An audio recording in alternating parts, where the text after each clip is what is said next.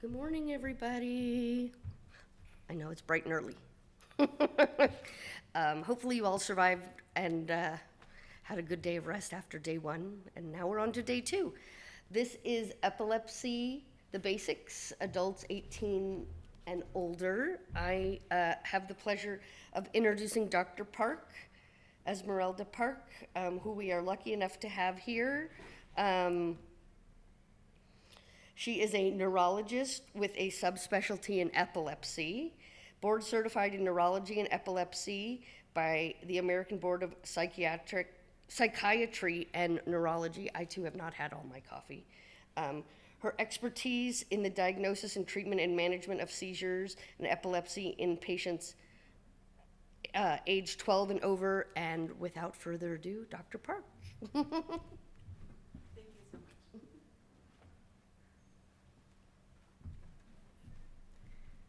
Okay, well, good morning, everybody. I know it's a little bit of a cozy room right now, which is fine, but that's going to give us plenty of opportunity, I think, also when we have the questions section of the presentation, if you have any individual questions that I can address. And I think somebody did submit something on the app that I did see, so I'll address that at the very end. All right, so what I'm going to do is I'm going to get started. Yes, I am Dr. Esmeralda Park. I am a epilepsy specialist with Intent Medical Group in Arlington Heights at Northwest Community Hospital. And as the title of my presentation states, this is going to be focusing on the basics of epilepsy, so kind of like a primer, if you will, or an introduction. And I will be focusing most of the information for patients age 18 and older. But as was stated in my introduction, I do see patients who are age 12 and over. So I kind of see patients as they're transitioning out from adolescent pediatrics kind of into the adult world. But a lot of the information that I'm going to cover today really does apply also to pediatrics. So even if you think of the basics, if you will, it does apply pretty much in the whole age spectrum throughout epilepsy, okay? So the outline today is listed here, and we're going to be covering a lot of the basics. And the way that I like to think of this particular presentation is looking at it from the perspective of either the patient or their caregiver as they are going through the journey from kind of the very beginning of when seizures start into their treatment and going forward. So we'll be talking about some definitions and terms, some statistics and facts about epilepsy, causes, the evaluation of patients who are experiencing seizures, treatments and management that is available for these patients, health and seizure maintenance, safety precautions, and then seizure first aid. So at the very start, so let's talk about some basic definitions and terms. So what is epilepsy? There's the medical categorization of how we define epilepsy, and it truly is what we call a clinical definition. So what that means is that in the world of neurology, and especially in the world of epilepsy providers, this is what we use as the very basic definition to then diagnose a patient with epilepsy. And the way that we define it is if a person has experienced 2 or more unprovoked seizures more than 24 hours apart, meaning that if a patient experiences 2 unprovoked seizures within 2 hours, well, we wouldn't necessarily define that as epilepsy because 2 occurred within 2 hours. Or we say, well, what about the patient who only had 1 unprovoked seizure, but I have a clinical suspicion that this person has a high probability of having another seizure because of, X, Y, and Z factors. Then we would say this patient meets the clinical criteria for epilepsy, and then that's how they get diagnosed. So when we say unprovoked seizure, well, what does that mean, right? Because in the world of the general population, a seizure is a seizure, but for a specialist, a seizure is not just a seizure. We want to know, was it provoked or was it unprovoked? Because that really does determine and define how we are going to diagnose patients and how we're going to provide management for them. So unprovoked means not caused by a specific medical condition, and not just a specific medical condition, but a acute. So acute means, right away, in the moment. And we usually give a leeway of about maybe 7 days, so like a week, right? And there's some flexibility in that as to how we will define it, but that's generally how we define an unprovoked seizure not caused by a medical condition. And those types of medical conditions include things like a fever. So some patients can have a very, very high fever, and that can trigger a seizure, but it doesn't define epilepsy. Or maybe the person was exposed to some sort of medication that does what we call lowers the seizure threshold, and then the person can have a seizure.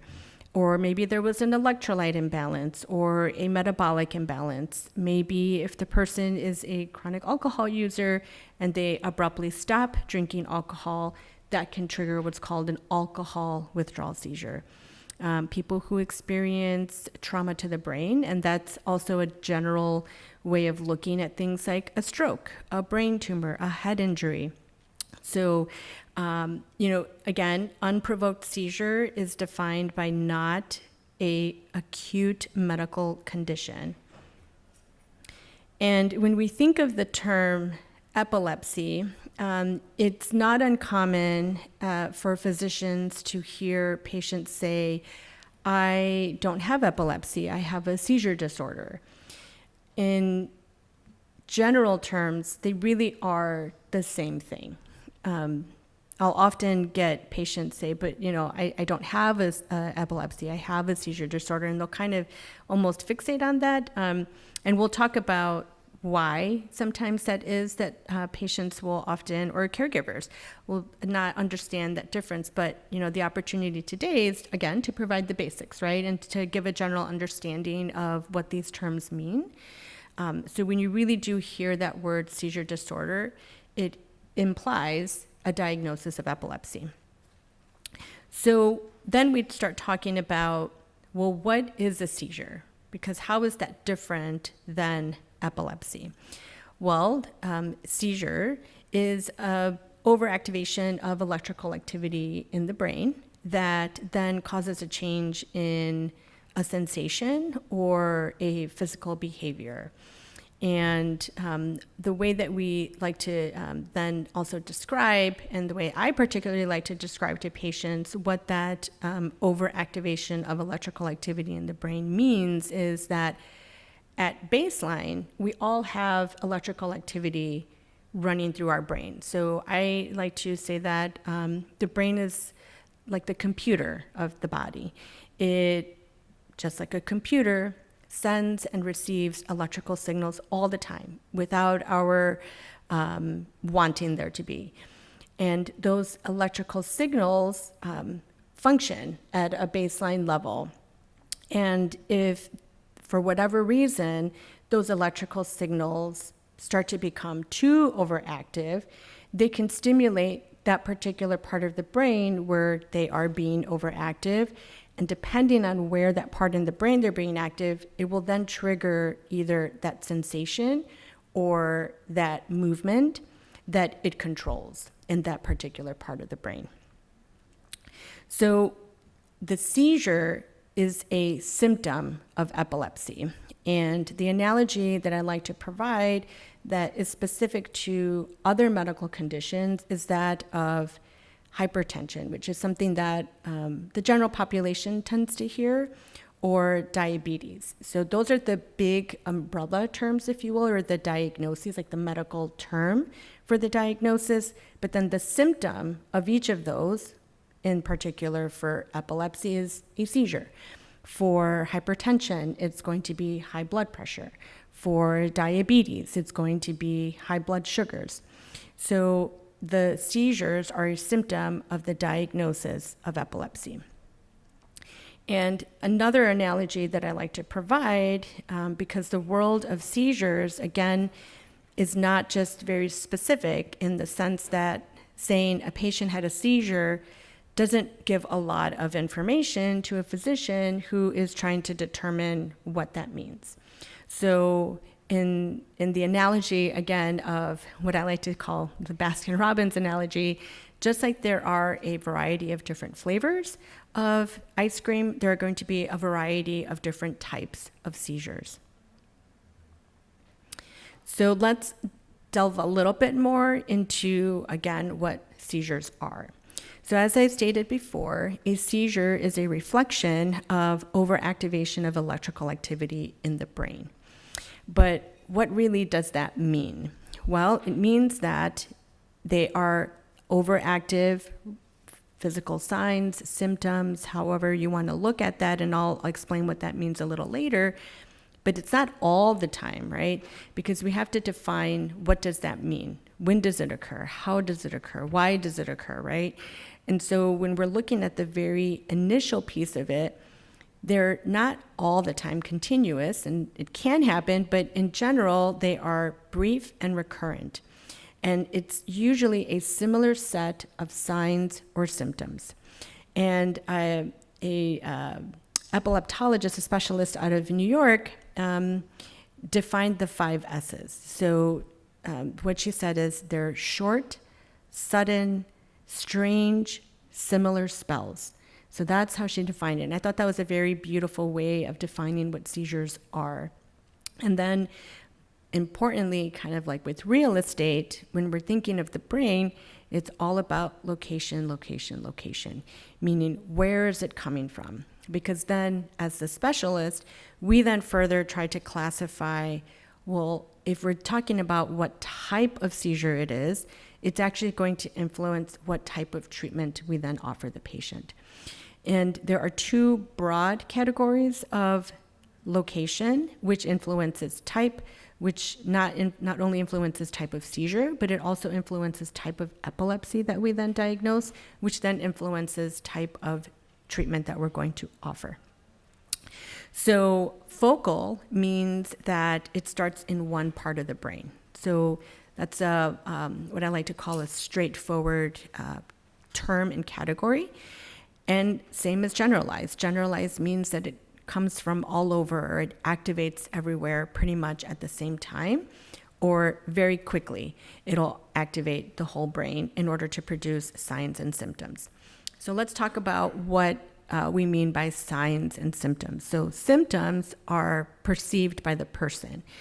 Some examples that I included here are things that you might find, like if you went online and you looked up, what is a seizure? You might look up something and find these types of words being used.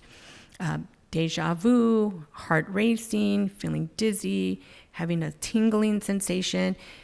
Other people can't see that the person is experiencing this, so this is self-reported. So that's a symptom, right? I feel this thing.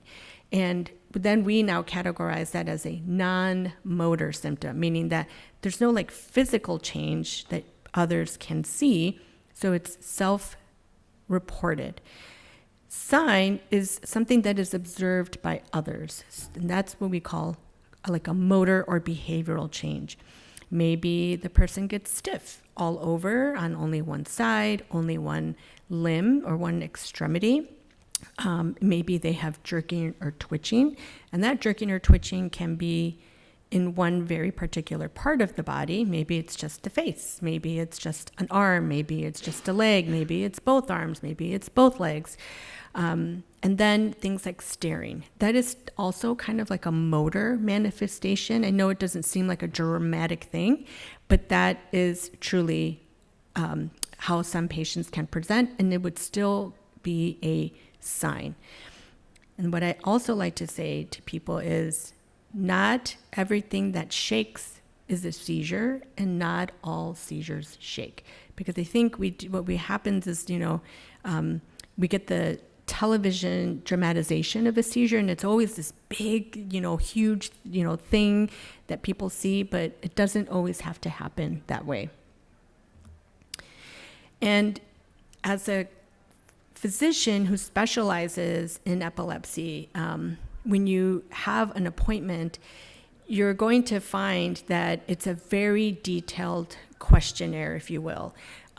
It almost feels like an interrogation sometimes, and I like to tell patients, I just want to prepare you because I'm going to ask you a lot of questions, and I'm going to be very detailed, and I'm going to ask you to try and not use the word seizure, because we'll ask, so what did you see?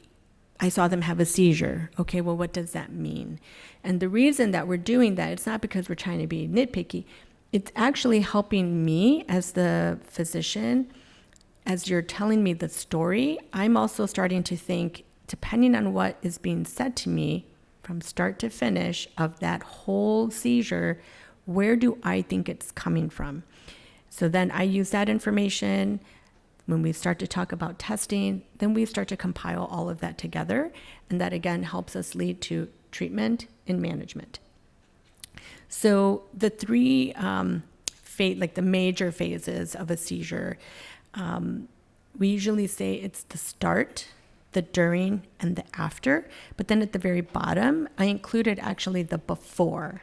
And the before is that very bottom one that's called pre-ictal. Pre-ictal, so ictal is another medical term for seizure. Pre-ictal means before the start of that seizure. And that pre-ictal phase can be anywhere from hours to days beforehand.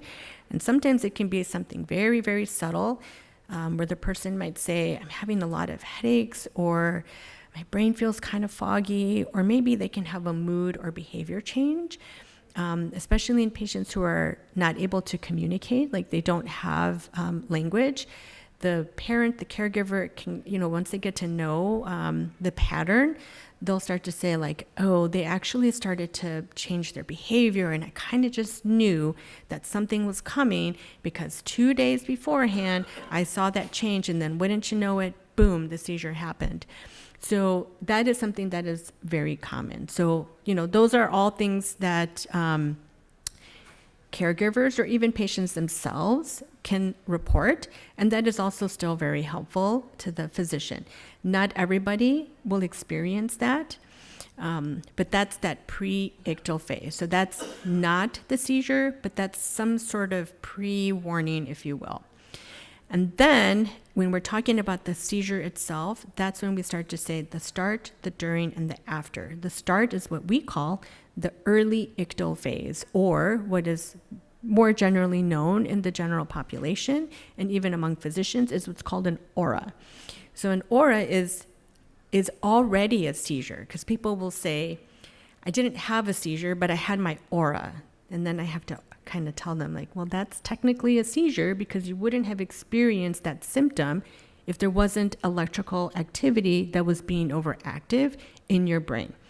And even when we're categorizing seizures, and I'm going to show this slide to you in a little bit, we would actually call that a focal aware seizure, meaning that the person was totally aware.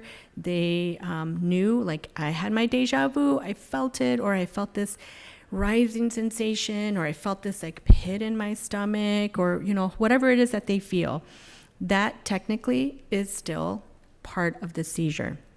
And this can usually last for seconds to minutes, and it can actually occur even for hours or days before it then becomes bigger, okay?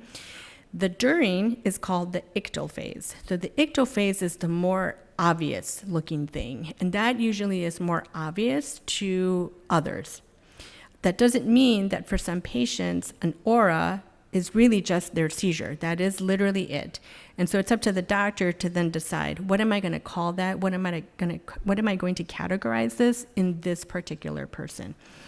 But in general speaking, if you will, when we say the during part, that's usually a more obvious or more clinically obvious type of seizure to caregivers, to other doctors, like if they come into the emergency room. And that will often encompass two types of situations. where a person will lose awareness or a patient will lose consciousness. And those really they're very different things. So awareness usually means the person's awake, eyes are open, they're just not responsive. Maybe they're staring, they appear confused, maybe they'll even talk during it, or their behavior might look a little different. But if they lose consciousness, there's no, they're awake, their eyes are open, they're out of it. And that can then become more pronounced, and the person can then have more obvious changes to their physical attributes of that seizure, where maybe they're jerking, twitching, their whole body is stiff. They might actually lose control of their bladder or their bowels. They might bite their tongue. And they might have, again, what is considered in the general population a convulsive type of seizure, which is usually a whole body type of seizure. And those usually last seconds to minutes. So the general rule, if you will, is that most seizures don't actually last very long. They typically are under 2 minutes. And that's just how they function, because that's what the brain typically can do, is it'll kind of go the whole 30 seconds sometimes it's a minute and a half, and then it just stops, and then the brain recovers. And in that recovery phase, which is the after phase, or what we call the post-ictal phase, that's generally like the brain is trying to reset, and then the person might, during that time, feel a little sleepy, a little tired. They might even be a little confused, or in some people, they might actually become very agitated and aggressive, or they might report experiencing a headache. And that after phase can be minutes to hours, but I've even had some people tell me, like, oh gosh, it took me a week before I actually felt back to myself. So some of the older terms that people still use today, and even some doctors will use these terms, they'll say things like, oh, it was a petite seizure, or it was a petit mal seizure, or it was an absent seizure. And that's fine. I will take whatever patients tell me, and then I will say, so that's your term, that's what you're saying, you're calling it. I'm going to now tell you what the medical term is. And I say, and that's okay. If you want to keep using that term when you call and tell us, or you come back for an appointment, I had my absent seizures on this day. I'm not trying to make the patient change their vocabulary. I'm just going to take their vocabulary and put it in my documentation. But then in there also say, like, oh no, it was actually this other particular type of seizure, but this is what the patient calls it. And then and those are usually the ones where patients will stare off and they'll have the impaired awareness. The grand mal seizure, again, that's also used a lot for those convulsive seizures, the ones where people will fall, get stiff, shake all over. And then the terminology went even further way back, maybe like 2009, 2011, and we were using terms like partial, simple, complex. So we were using a lot of that terminology, and some patients will come and they'll say those terms to me, and I'll say, okay, I kind of think I know what you're getting at, and that's your terminology, but let me tell you what the most recent terminology is. So again, the newer terminology that we use is really, again, about location, because again, it not only classifies seizures, but we also use the same terminology now to classify epilepsy. So focal means one part or one side of the brain. Generalized means both sides of the brain. So as I said, the terminology has changed. And in 2017, it's called the International League Against Epilepsy. What they did is that they tried to put together a way to classify seizures that will also be used for classifying epilepsy, and being a little bit more descriptive and using those descriptive terms so that everyone can understand what that means. And it's very hard to change behaviors. We all kind of get set in our ways and we call things the way we call them. But this is also being used and utilized for the purposes of research and looking at, we really need to be better about what it is that we're treating and what it is that we're identifying, because our treatments really do matter and they depend on how it is that we're classifying these things. So again, If it starts focal, which again means in one part of the brain, we then ask, well, was there awareness or was there impaired awareness? Was it a motor manifestation? Was it a non-motor manifestation? Did it go further and then engage the whole brain and it became a focal to bilateral tonic-clonic? And those are terms that, again, we use as the physician, right? When we're writing all these things down, and when we're in an appointment with a patient, we'll explain all these things to people. And I even tell people, I don't expect you to walk out of here and know everything about epilepsy, but we've got it documented. If you ever wanted to look at this again, by all means, look at it. We can give you the information. You can go online, look up, so you can learn a little bit more about it. And then there's the generalized onset, which is, again, engages both sides of the brain. And those can also be motor and non-motor. In patients where we actually don't know, and I'll get into that whole unknown situation, because there is a lot of unknown. But in patients who we don't know, where we're just not sure, was it focal? Was it generalized? I just don't have anything, the story, the testing, I don't know. So now we just say it's unknown. So we're not even playing with fancy terms. We're literally saying, I don't know. So we say unknown onset, but what I do know is that it was motor or it was non-motor. And then there are some where we really don't know, and we say, I'm not even sure what that was, so I'm just going to say it's unclassified at this time.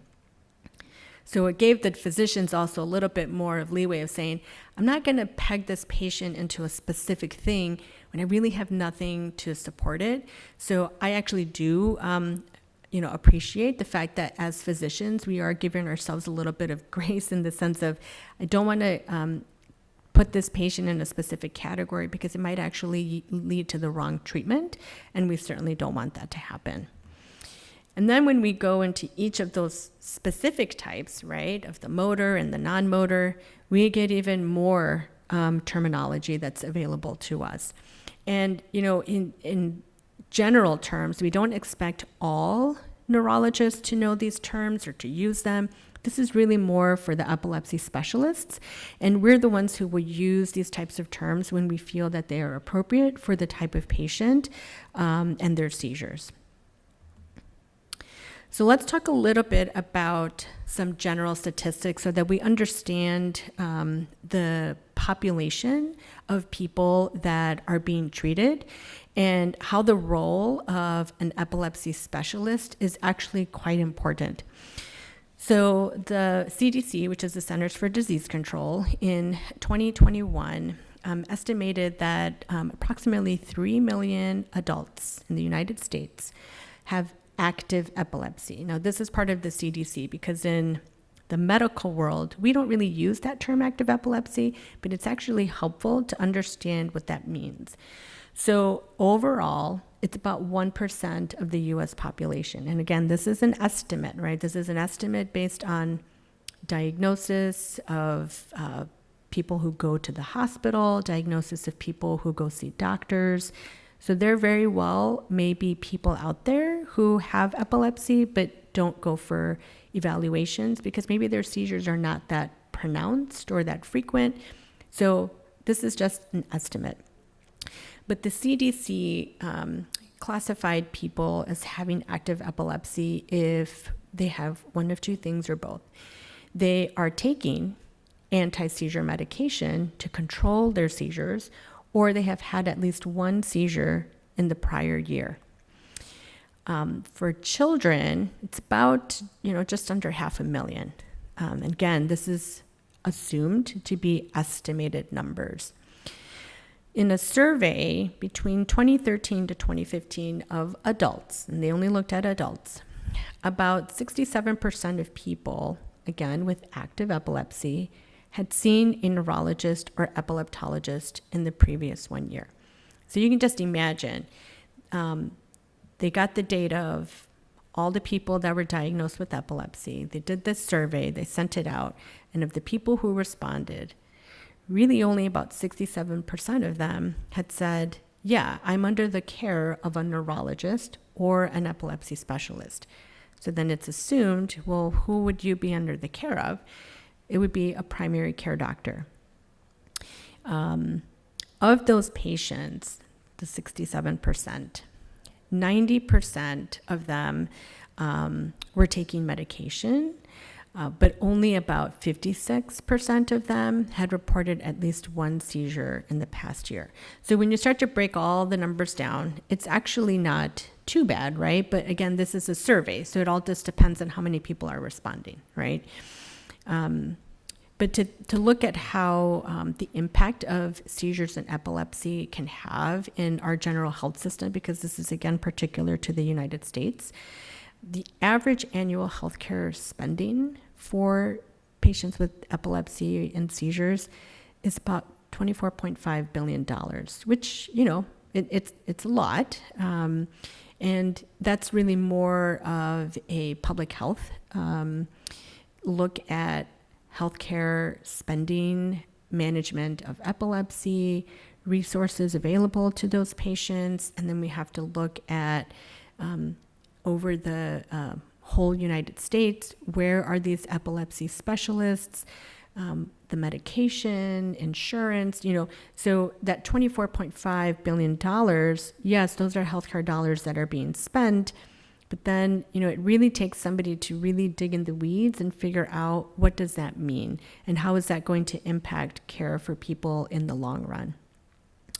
But now we're going to shift our focus a little bit, and we're going to get now a little bit more into the actual, like, what does this process look like once I have epilepsy or I have had a seizure. So let's start out with the causes, or what we call the etiology. So what are the causes of seizures that then lead to a diagnosis of epilepsy? And these, again, are the 2017-ish classification of what we're breaking down now to say, like, what causes epilepsy. And we break them down into these, the ones that are highlighted in green: structural, genetic, infectious, metabolic, immune, and then again this unknown that I mentioned earlier. So structural means that there's something different in the brain. It could be a tumor, it could be a stroke, it could be a head injury, it could be a developmental brain malformation, like a disorder of the corpus callosum. So that's what this conference is about, right? And as you can see, there's so many things listed here. The disorders of the corpus callosum fit under that big category of developmental brain malformation, which again, in and of itself, covers a huge wide spectrum of any malformation of the brain. Then we go down to genetic. And this is either a known genetic disorder or a presumed genetic disorder. And once you get into genetic disorders, the greatest difficulty that we have is it inherited or is it not? Because that's a really good, fair question to ask on both ends, as the doctor and then as the patient or the caregiver, right? Because it can sometimes lead to, what does this mean? Like, if I decide that I want to have children, what is this going to look like long-term for my children? So in patients who have a known genetic disorder or a presumed genetic disorder, we approach them in a very particular way, just like we would in patients who have a tumor, right? With regards to infections, these could be infections that are congenital or acquired. Congenital means baby was developing inside of mom, and for whatever reason, mom got an infection, and maybe mom didn't have any signs of the infection, but it crossed the placenta, and now baby has an infection.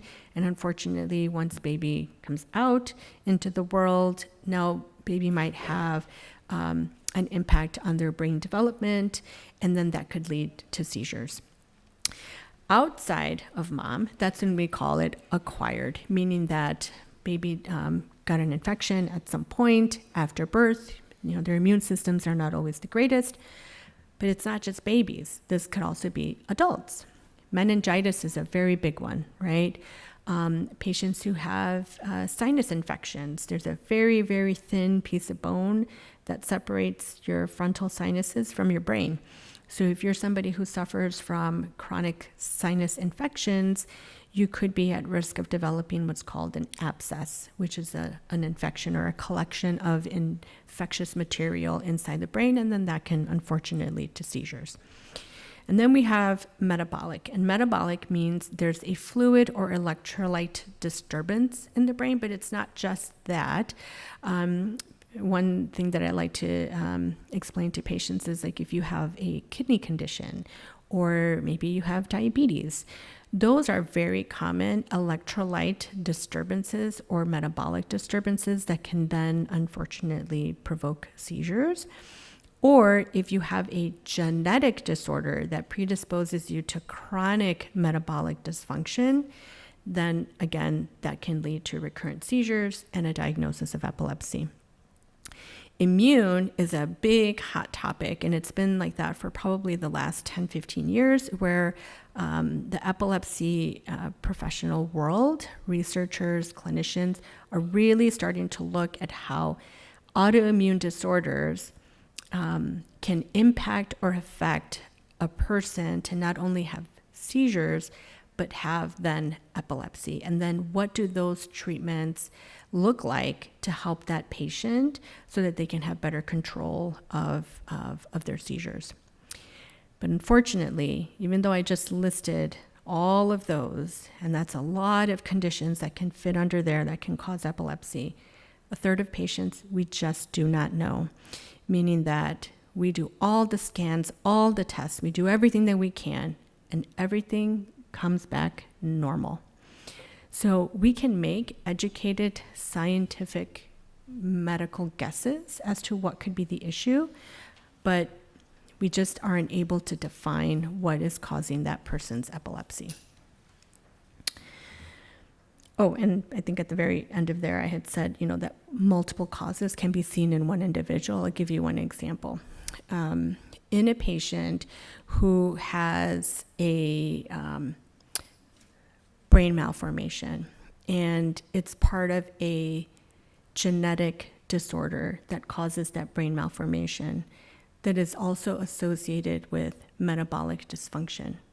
That usually is a pediatric patient, and they usually present themselves very early on in life with their seizures and epilepsy, but not always. Sometimes you can have people who won't present until maybe early adulthood.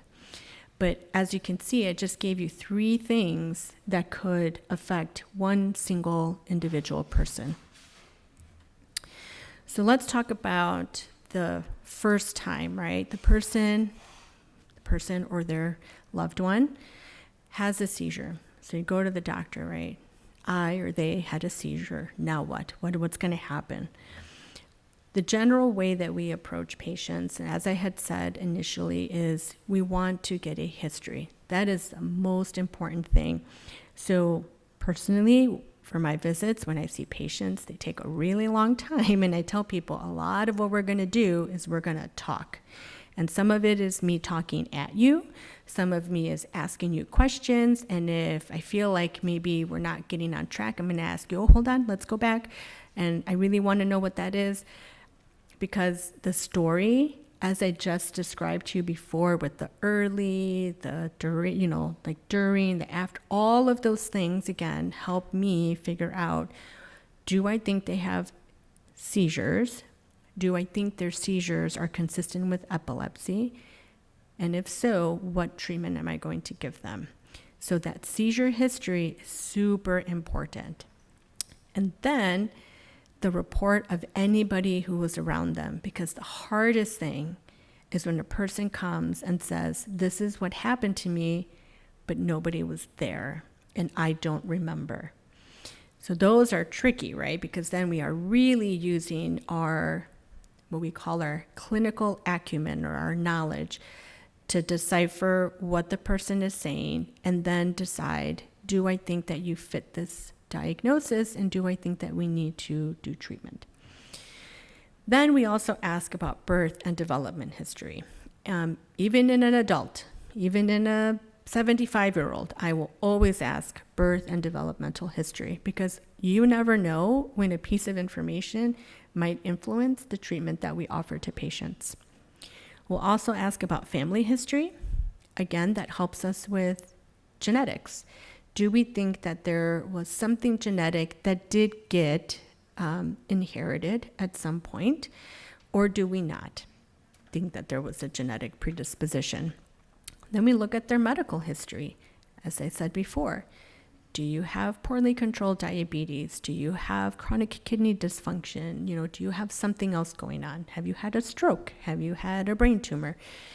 And then we look at their actual medications. We look at, were you hospitalized recently? Did you receive an antibiotic? And really it was that antibiotic and not anything else. And so I don't think you have epilepsy. Was it just a provoked seizure? So all of those things help out. And then I know it seems funny to put it at the very bottom, but the physical and the neurologic exam truly is the last thing that, it's not that it's not important, but it's really the last thing that we use to help us diagnose a patient. So for me, a physical and neurologic exam is usually a very quick thing because oddly enough, and people don't realize this, even as we're talking, I'm already examining the patient. I'm already observing, I'm already seeing, do I think that they have trouble seeing? Do I think they have trouble understanding? Can they speak? Can they walk? Can they move their arms? Can they move their legs? Do I see any abnormal movements? So a lot of times as a neurologist, just observing a patient is truly already an exam. Then step 2 in the evaluation is the testing. So then that's beyond the doctor. And the 3 things that we usually order are an electroencephalogram, which we call for short an EEG, or brain imaging, and then any sort of blood work. And the blood work is typically done before the patient even comes in, because most people, if they have a seizure, they'll end up in the emergency room. And, we'll already have that available to us. But sometimes what is not available to us is the EEG or the brain imaging. So the EEG is an external recording of brainwave electrical activity. So I'll show you in a bit what that looks like. I have some graphics for it. So let's go into that. So again, this EEG, this is what it generally looks like, okay? There are going to be these little wires that get kind of pasted onto the scalp at very different points. It's usually about 20 electrodes, depending on how many are being ordered or applied, and depending on the situation. But that's generally what it is. They'll put these little electrodes, they'll have you lay down, and then an EEG technologist will ask the patient to do several different things during the recording. Most commonly, they'll ask you to open your eyes, close your eyes. They might have the person have what's called photic stimulation as an activation procedure. So they'll put a strobe light in front of the person. They'll, again, during that test, have them open their eyes, close their eyes, and they might even have them do heavy, deep breathing for about 3 to 5 minutes, depending on the person, and that's called hyperventilation. So all of those things help us figure out whether or not we're going to see abnormal electrical activity in the brain. They might even have the person try and take a nap. So in the past, especially for pediatric patients, they used to sedate them with something called chloral hydrate, but we don't do that anymore. Now what we do is we just want to capture naturally occurring brain waves. And naturally occurring brain waves doesn't mean unmedicated, because that's a very big thing. Sometimes people will ask me, should I not take my medicine so I can get my test done? And I say, oh no, I want you to take your medicine. I actually want to see what your brain waves are doing even while you're taking your medicine. And then depending on those squiggly lines, because that's what it looks like, depending on what those look like, I will then decide, is this normal or not? But something we have to remember is that this electroencephalogram, which is recording and capturing brainwave activity, it's not in your brain, it's outside of your brain. And I know it doesn't seem like it's very far away from your brain, But there's a lot that goes between your brain or where that electrical abnormality is, especially if it's very deep, to capture it out here on this one little electrode, right? So sometimes a test will come back completely normal, and then everyone's head scratching. What does that mean? How can this be normal? And then I remind people, remember, this is a snapshot in time, and it's just a recording of maybe 30 to 40 minutes, and that's all we have during that recording. So what came before and what came after, we don't know. And if they did not have a seizure during it, then we're not going to know because they just didn't have a seizure during it. So sometimes a normal EEG can make a person feel like, oh my gosh, this is useless. But it does actually help provide, and especially when we're putting all of this information together, if it is abnormal, well, what does that mean? And then the doctor will explain, excuse me, what does the normal EEG or the abnormal EEG mean in this particular context?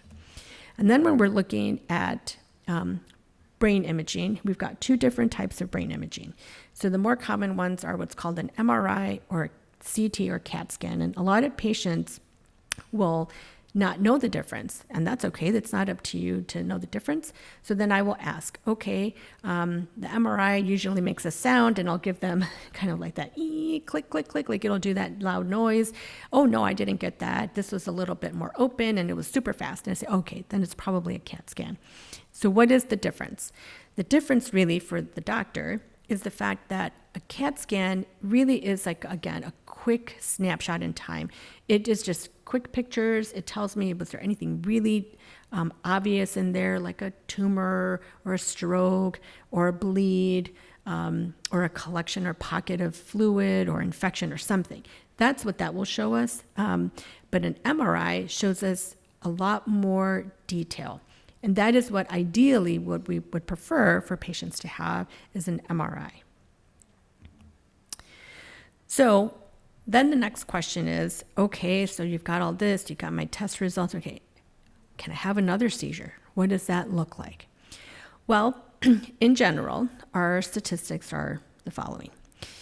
The risk of a second seizure is typically greatest in the first 2 years.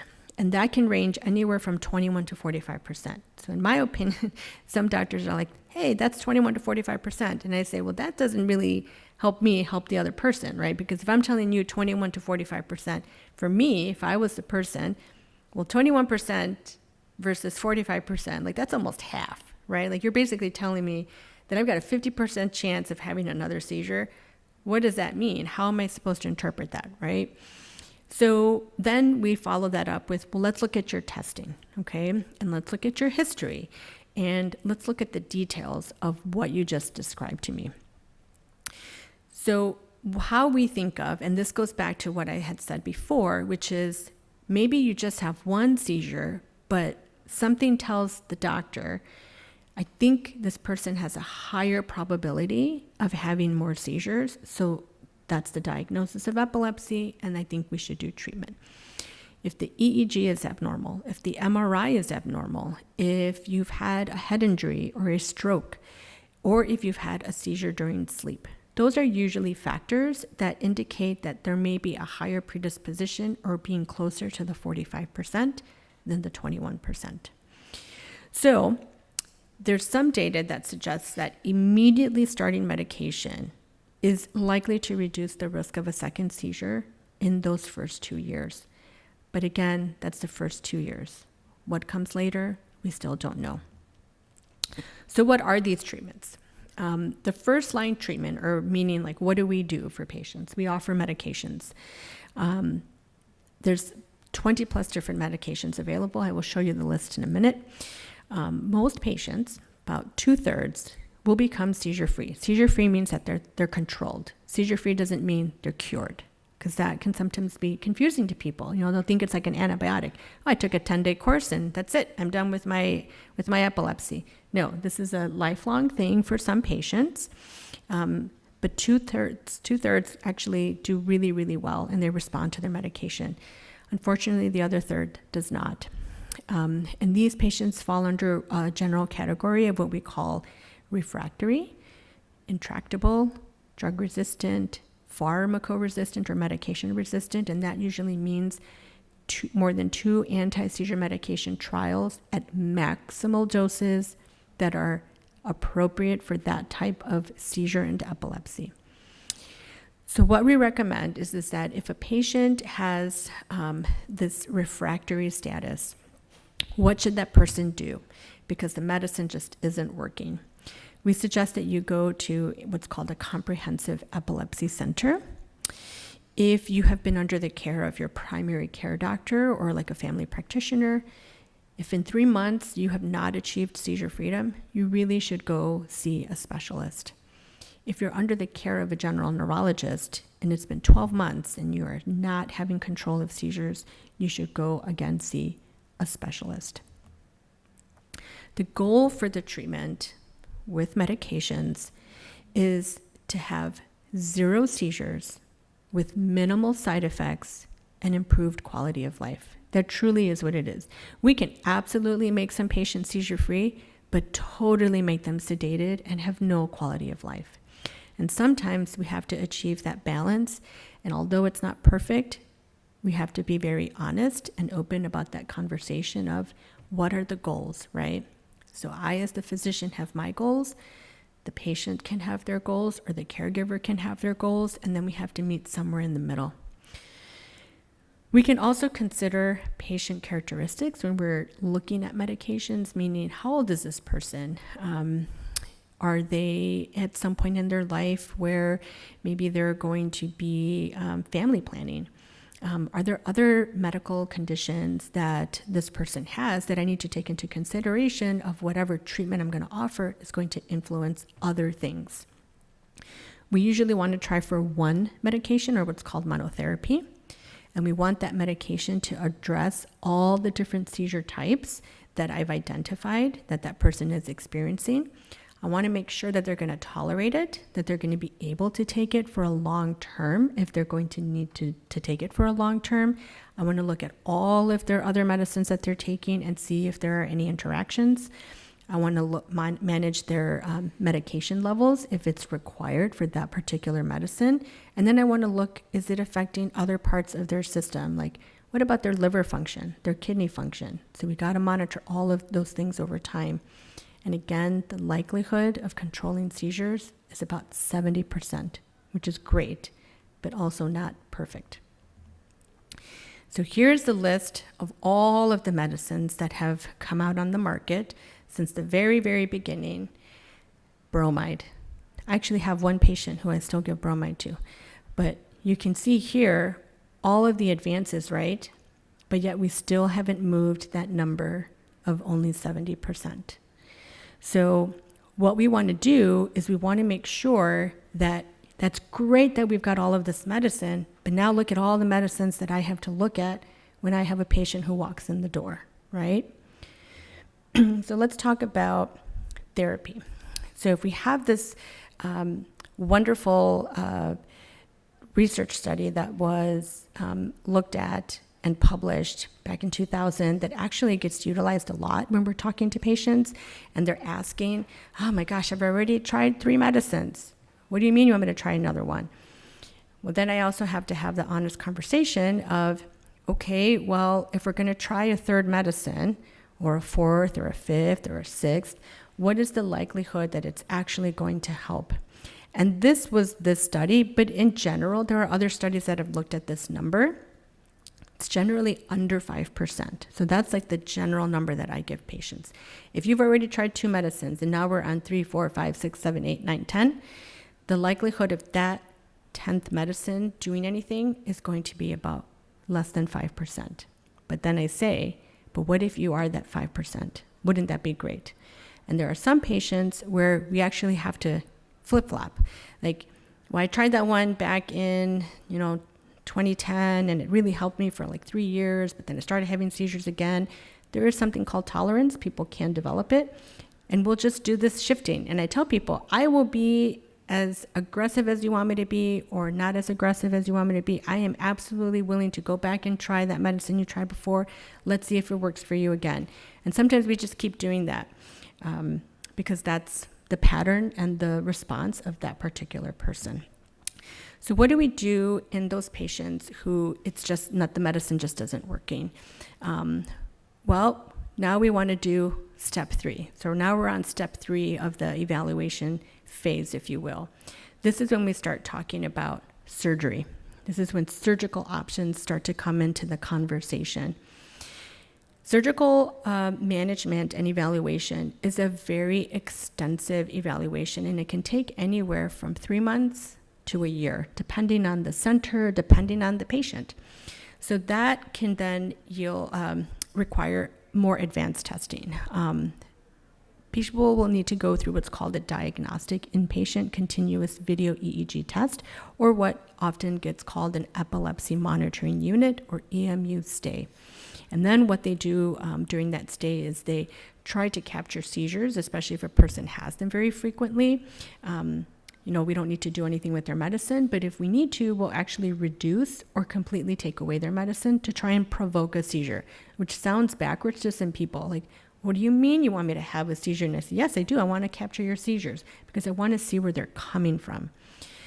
Then, if we need to, we can do higher resolution testing, like a 3 Tesla MRI. Those are typically now available and usually done even from the very beginning. And then there's what's called a SysCom, or a ictal spect, that then is what we call co-registered to the MRI.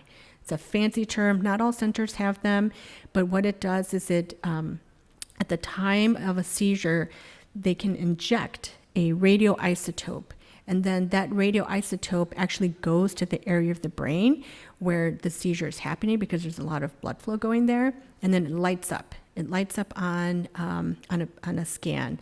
And then what they do is they overlay that onto the images of the MRI, and it helps define, is there a lesion there that maybe we didn't clearly see before?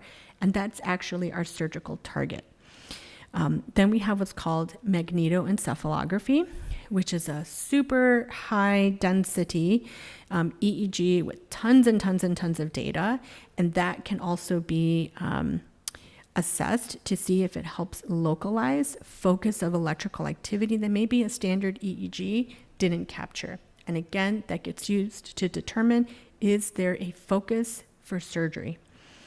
Then we have, more commonly now, which has come into routine practice really, is something called stereo EEG, which is implanted electrodes deep into the brain, like directly into the brain, to capture seizures during EEG recording.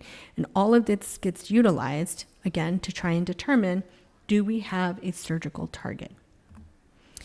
So these surgical targets, we can think of them as either removing a seizure focus or targeting a seizure focus.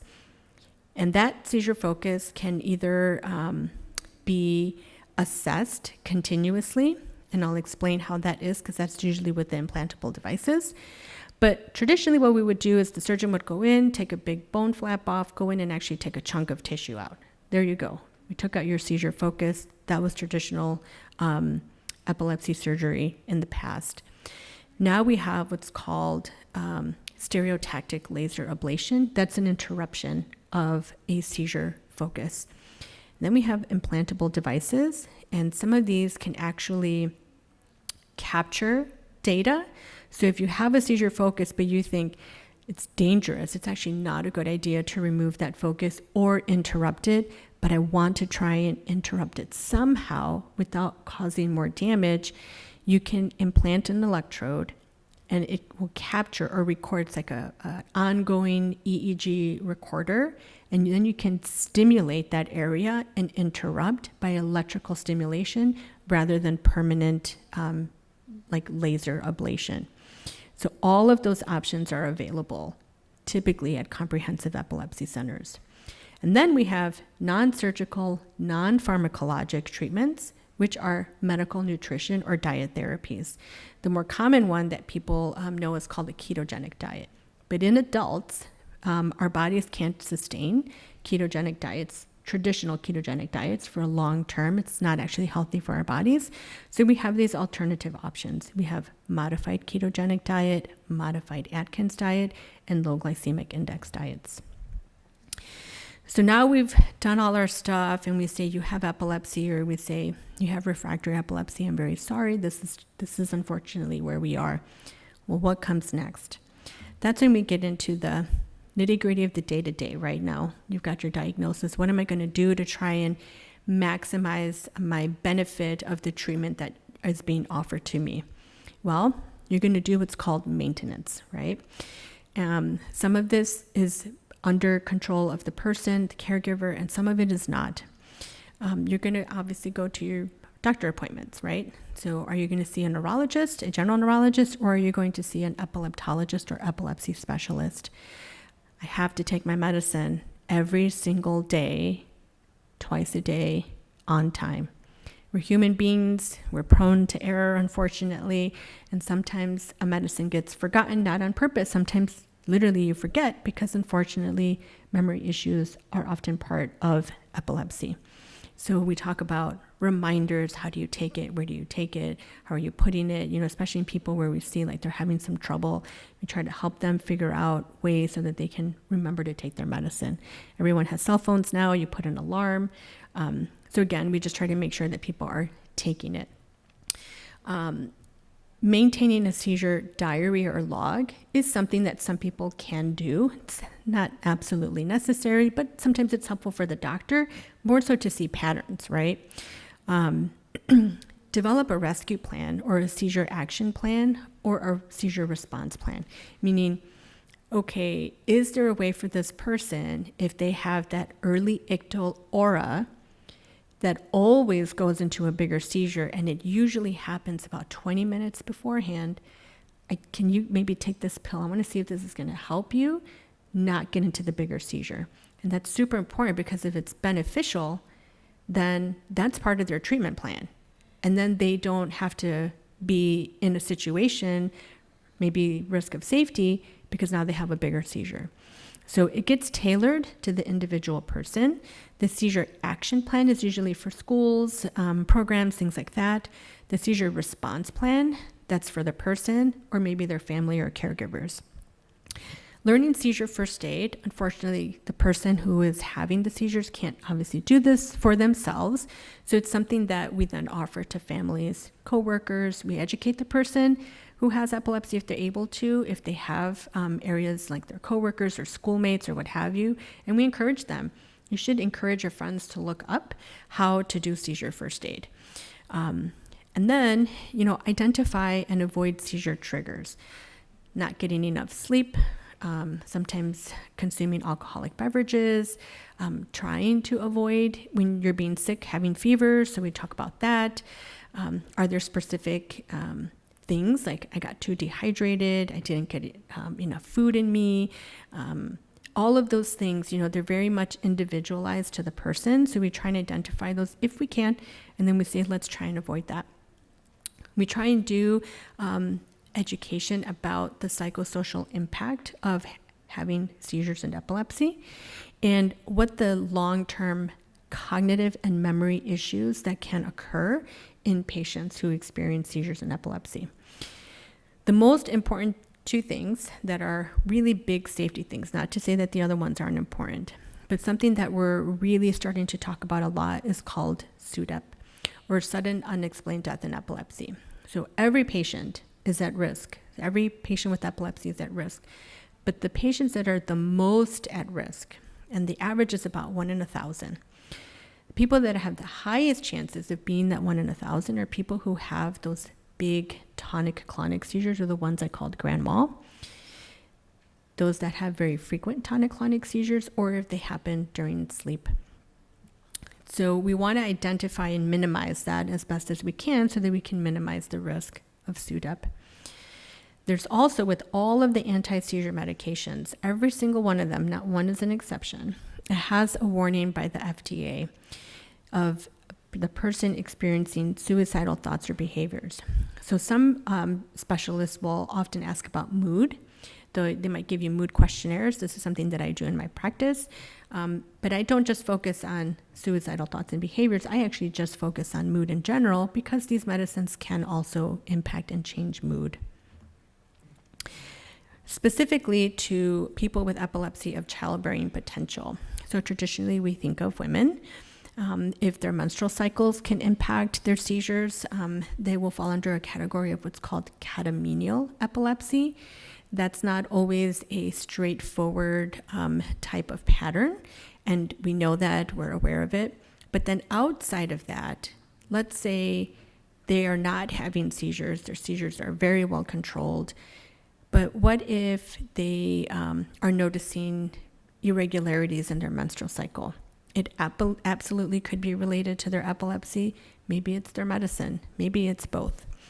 It can impact fertility. So in women who would like to have a family, and it's safe to do that, we want to make sure that their medicine is appropriate for minimizing any sort of defects for development of a fetus. But not just that, can you even get pregnant? Well, I'm having trouble because, my menstrual cycle is just so irregular, or my doctor told me that my fertility status is not ideal. We always want to get into that, and we want to be monitoring it. Then contraception. So a woman who's like, I'm not ready for a family and I'm taking contraception because I'm trying to avoid that, or they're taking contraception for treatment of something else. How does that contraception then interact with their medicine, or how does their medicine interact with the contraception? Then we focus on pregnancy and breastfeeding. And in general, we recommend that all people of childbearing potential, regardless of age, because in women in particular, we're looking at the start of menstrual cycles as the start of being childbearing potential. So we say take folic acid. So I don't necessarily say, well, only these women should get it. No, I say all women who are taking anti-seizure medicine should be on folic acid. I generally say, even if you get it in a daily woman's multivitamin, that's already better than nothing at all. As we progress in the lifespan of the person, we're now looking at other hormonal changes like menopause and seizure frequency. That can be especially during what we call the pre or perimenopausal state, where hormones can fluctuate so much that people who were maybe very well controlled or rarely had seizures might see an uptick in their seizures at that time.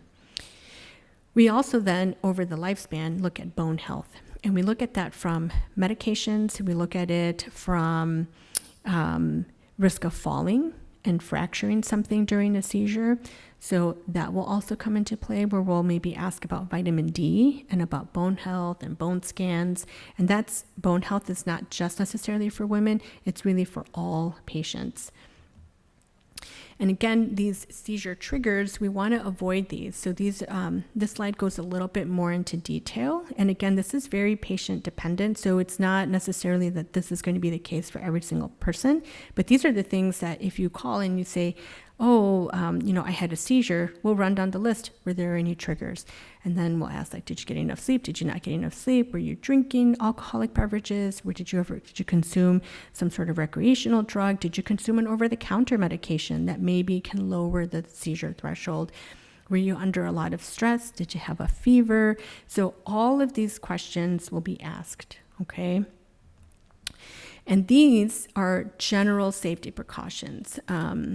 I met a patient recently who was a big burly man, and I was going through the seizure precautions, and I say, I don't like to assume anything, but let's go over the list of precautions. And I said, take showers, not baths. And I said, you don't strike me as someone who's going to lounge in the bathtub. And his wife started laughing, and she said, oh my gosh, he loves to get in the bathtub and do that every night. And I said, oh, perfect, because let's have a conversation about that. The reason is patients can drown if they have a seizure and they're unsupervised. So again, this is not specific, because there are some people who, consume alcohol and they're totally fine. There are some people who cook and there's no issue. And these are precautions. These are not absolutely no, you cannot. Okay. So the biggest one that impacts some patients is driving. In Illinois, it's not an absolute, I have to report the patient. It's not a report state, but we generally say 6 months. 6 months of no driving if you've experienced an episode of impaired awareness or loss of consciousness. And that's not specific to just seizures. Patients with narcolepsy shouldn't be driving. Patients who have poorly controlled diabetes where their sugars drop and they faint, or they have a heart rhythm issue and they faint, they should also not be driving. And when it comes to seizure first aids, it really is about what are the do's and don'ts? How do I help a person when they're having a seizure? Again, the biggest thing is safety. So there's a big list here of what to do with the person. What I always say is, we're going to give you the do's and don'ts, but when you're in the moment, your thing that you should remember here, because it's so chaotic and you're, oh my God, let me try and stay calm. That's number one. Always try and stay calm and make sure that the person is safe. And let me make sure that anything that I am doing is not putting this person in danger. Some of the things that people used to do in the past is they would put something in the mouth of the person because they were afraid they were going to swallow their tongue. I, to date, have not found a single case report of a person who experienced tongue swallowing and suffocation because of a seizure. So we'd say nothing in the mouth for many reasons. Number one, you can injure yourself if you put, especially your fingers. But if you put an object, you could injure their teeth. They could actually aspirate on a chipped tooth, or if you put something in their mouth and it breaks off, they could unfortunately aspirate that, and that's actually worse for the person. And then when it comes to seizure rescue medications, there are different options. There's things that you can give orally, things that you can give intranasally, which is great. It's fantastic that we have these options now. And then there's a traditional rectal seizure rescue medication. When it comes to the seizure rescue, that's again that plan that we talked about. What is it? Why is it? When do we give it? And how do I give it, right? So again, that oral, intranasal, is it a rectal medicine? And then when do I use it? And why do I use it? And again, this is individually tailored to the patient. So depending on their story and their type of seizures, I will tailor that rescue plan and that use of rescue medicine particular to that patient. Some patients don't need rescue medication. Some patients do. Then the last thing that I like to talk about before I end the presentation is something that some people, even doctors, don't like to talk about with patients because it can create some confusion. But I think it's important to actually bring this out to light to the general population so that we start to understand why sometimes your doctor is like, that doesn't sound like a seizure to me. It's not that I don't believe the person, it's just I'm using in my mind, okay, if we know this information, we should really share it with other people. So even a person who has a diagnosis of epilepsy can have symptoms or signs that are not seizures. Traditionally, the way that we used to call these is we would call these pseudo seizures. As we've gone on, and even in the last few years, we continue to change the terminology because we're trying to adapt. Just like I showed you before, 2017, they went through that whole revamping of terminology.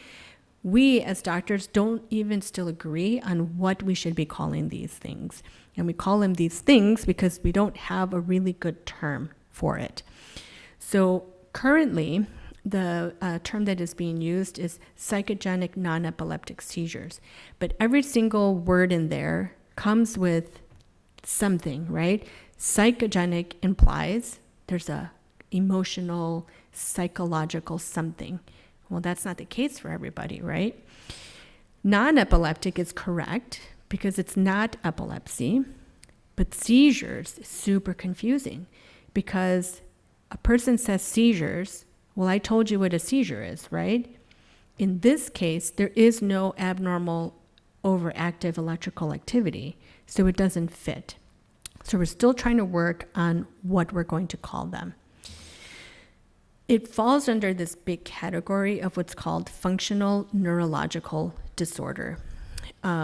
These are, it's a general term that we use, but in the classification of a functional neurological disorder, it still is being categorized as a functional seizure. And again, to me, that's very confusing. And so we've got these two camps on the doctor side where we're saying, don't call them seizures. And the other person says, it doesn't matter. The person's calling it a seizure. We just call it functional to identify what type it is. And so we get into this back and forth, right? So I hope at some point we will all clarify what it is. But the education piece to the general population is this. Approximately 12 to 20% of patients who have a diagnosis of epilepsy, like they have a diagnosis, we proved it, we know it, we're giving you treatment for it, can experience functional neurologic disorder episodes. So that's what I call them, functional neurologic episodes. And then we talk about the classification. Sometimes I'll even use the word non-epileptic events. And so it's important to know this because if a person shows up at the emergency room and they say, I'm having seizures, the emergency room doctor is not a specialist in that way, and it's just going to treat. And some patients have actually been harmed because the doctor in the emergency room is trying to help, right? So they'll intubate them. They might give them over medication that puts them in a medical coma, and it was just not warranted. So to summarize, the definition of epilepsy is recurrent seizures. At its very foundation, that's what it is. And it's transient, which means brief. I forgot to put in there recurrent, but I put it in the front. Keeps coming back. Recurrent episodes of a similar group of symptoms or signs. About 3 million adults in the United States live with active epilepsy. And the likelihood of controlling seizures with the correctly chosen and dosed medication is about 70%. The causes can be varying. The diagnostic evaluation typically involves history taking, a physical exam, an electroencephalogram, and some sort of brain imaging, ideally MRI of the brain or a CAT scan, and some blood work. Treatment first line is medication. We can certainly offer surgery to patients who are appropriate for it, or we can even offer dietary therapies if we think it's going to be beneficial. We will encourage patients to engage in health maintenance with routine clinic visits, take their medication, and minimize triggers if possible, and engage in seizure safety and precautions to avoid injury to self or others. And if appropriate, we will give people a seizure first aid education, as well as a rescue plan. Thank you very much for your time. Greatly appreciate it. And I think the next section is the question. Yes. Do anybody have any questions? I know there was one question in the chat. Yes, there was one question in the chat. I don't have it necessarily with me, but I think it had to do with, oh yes, were you the one who had asked the question? Oh no, okay. So let me give that first question, which if I remember correctly, had to do with, I think, hormonal changes during adolescence. Besides puberty, are there other common periods someone with ACC might more likely start experiencing seizures if they had not had them Oh, before? can you do me a favor? Sorry to put you on the spot, but can you go over to the microphone? Besides puberty, are there other common periods someone with ACC might more likely start experiencing seizures if they had not had them before? Okay, thank you so much. Okay, so I'll kind of summarize that question. So besides puberty, can somebody with ACC experience seizures? That's a really good question, and it's not super complicated in the sense that the truth is that although this conference is about disorders of the corpus callosum, truly even that question about besides puberty, that's for all patients with epilepsy, meaning that that big list that I put of like the causes, all of those people, even the ones with the unknown, they are all at risk for times of hormonal changes, growth, change in development, to really influence the risk of seizures. So besides puberty, other changes in medical status, like if they have another medical issue, if they are a female, if they go through pregnancy, because pregnancy itself is a hormonal change. It's a period of hormonal change. If they are going through perimenopause. If you look at it as a gender question specifically, because in puberty that impacts both genders, both male and female, like biological male and females. But truly, I think for all patients with epilepsy, and a subgroup of those patients do have disorders of the corpus callosum, you really have to look at it as what's the general risk for all patients with epilepsy.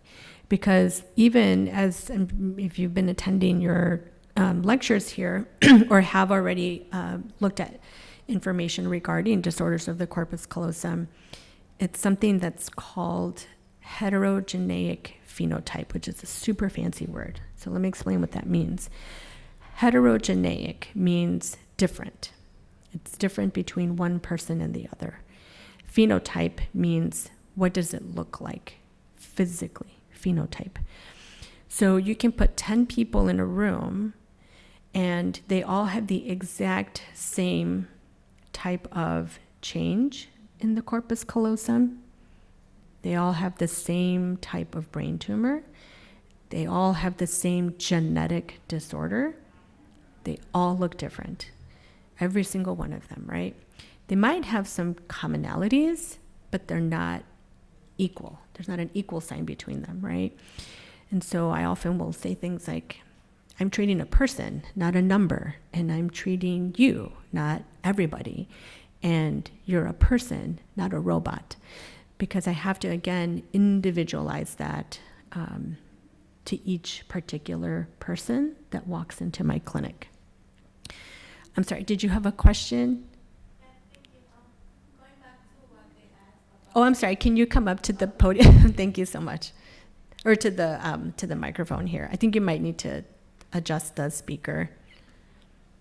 So, like, circling back on what you mentioned about, like, how DCC is also part of the reason why a person could have epilepsy. Mm-hmm. For example, my daughter, she started with absence seizures when she was 3. Like in 2019, 2020, she developed myoclonic. Mm. And then last year, she developed tonic-clonic. So you said something about that after 2 years, treatment might not work. What are the chances that probably next year, right now she's taking like a cocktail. She's taking clobazam, Keppra, and lacosamide.